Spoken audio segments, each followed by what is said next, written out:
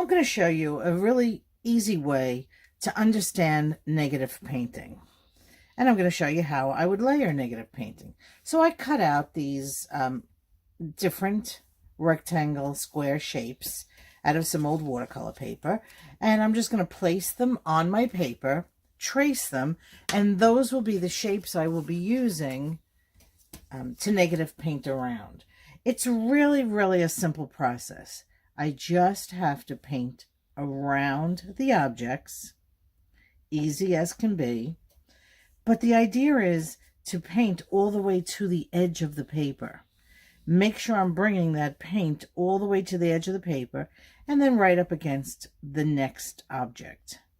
Whether I'm painting flowers or leaves or trees or circles or squares, it's all the same concept. Now, what I do want to point out is that I am not just outlining each box. That's not what I'm doing. I'm painting all the space around the boxes. All this space around each box needs to be in a different color and a different value.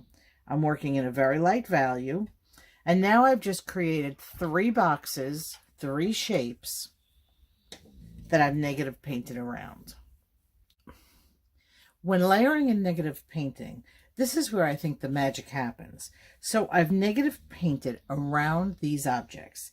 Now what I'm going to do is I'm using the same shapes that I had before, and I'm going to place them so that they sit behind these objects. So of course I can't do that because this is a flat surface. What I can do is put the object here, put an object here, and place an object here. And now I'm going to trace around the new objects, but I'm going to make sure that I do not trace around this shape over this white object. The idea is that this is going to appear to sit behind the previous layer. So I put one here, and again, you notice there's no corner there. Let's move this one up a little. I'm lifting my pencil. I'm not coming across any of the white shapes. And this one here, I got this corner point. I have this right over here, and I'm making sure that I'm not touching anywhere inside these shapes. And now it's a lot of fun. We get to paint around the old shapes and the new shapes. And you're going to see, like I said, this is where I believe the magic starts to appear. So I'm going to paint around the new shape. And again, I'm bringing this right to the edge of the paper. And I'm going to paint around the old shape. I'm painting around the old shape, right to the edge of the paper. I'm not just outlining. I'm filling in an entire layer with this new value. So each time I paint a layer, the value gets a little bit deeper. You see that little spot in there? Around this. Again, I'm not just outlining. I'm filling in the entire background. But I'm never touching the previous shape or the new shape. It's that simple. So now you can see I have my first layer of white shapes, and behind them sits the second layer in a different value of the new shapes. And then when it's dry, we can start adding more and more. I'll show you how that goes. I negative painted around these shapes with this light green paint. When that was dry, I penciled out the new boxes and I painted around them with a little bit of a darker green. Now everything is dry and I can continue building up the layers.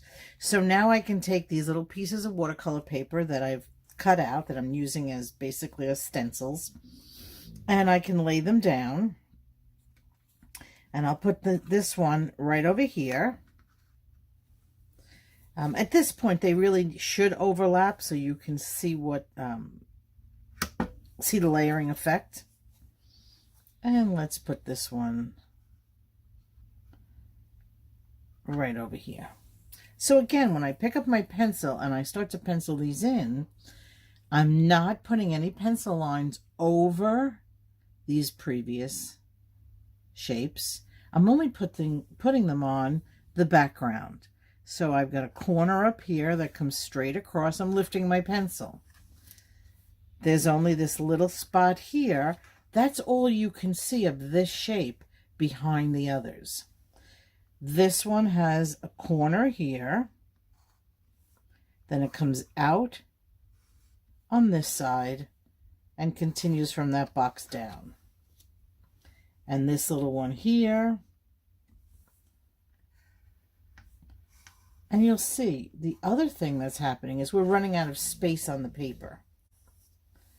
There isn't going to be room for much more after we do this layer. And as I paint each layer, the value of my paint, which value just means the lightness or darkness of the paint I'm using. It's nothing to do with color. It's only about lightness or darkness.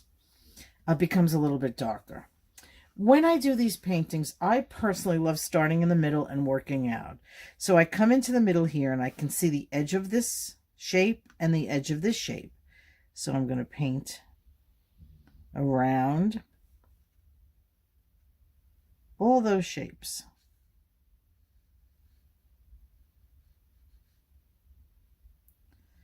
When you start negative painting, especially if you do some type of practice painting like I'm doing now, just practicing my negative painting, you're going to find how extremely relaxing this becomes.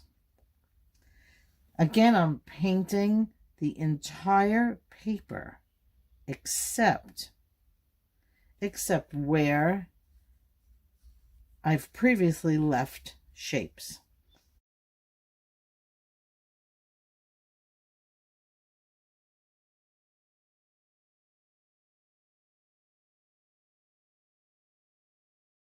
You can do this in any colors. You can keep adding colors. Whatever you'd like to see, it's your painting. But this is just a practice piece, which I think are the most important pieces that we paint, because they really allow us to explore not only our shapes, our techniques, but it helps us explore some of our colors also. So this needs to be dry, and then I'll put another layer on. Now you could see I have 3 distinct layers of shapes. I have the white layer, which is the surface layer. I have this pale green layer, which is the second layer. And then I have this third layer of shapes. I'm going to put it in the fourth, and it'll be the final layer because I really don't have much room. So again, I'm going back to these little pieces of watercolor paper that I cut out. And I'm going to put one here. Let's get it. I like to make sure that they sit behind something. So the first thing I'm going to do is pencil around this corner right there.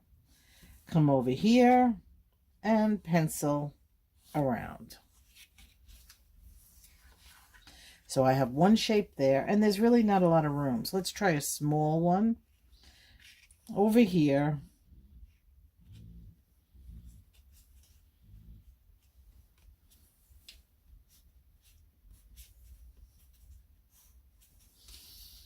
And let's see if I can just pop another small one right here.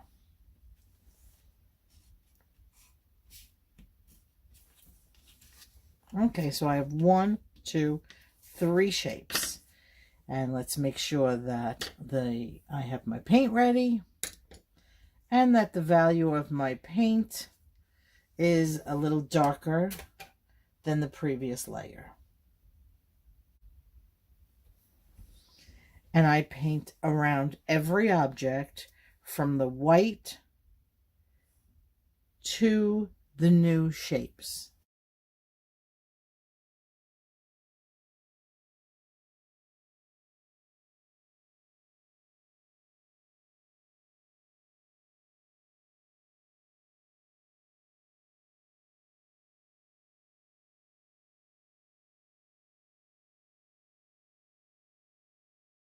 If you haven't signed up on for my newsletter on my website, please do. You can go to lorrainerimmelin.com or watercolorartisan.com. Okay.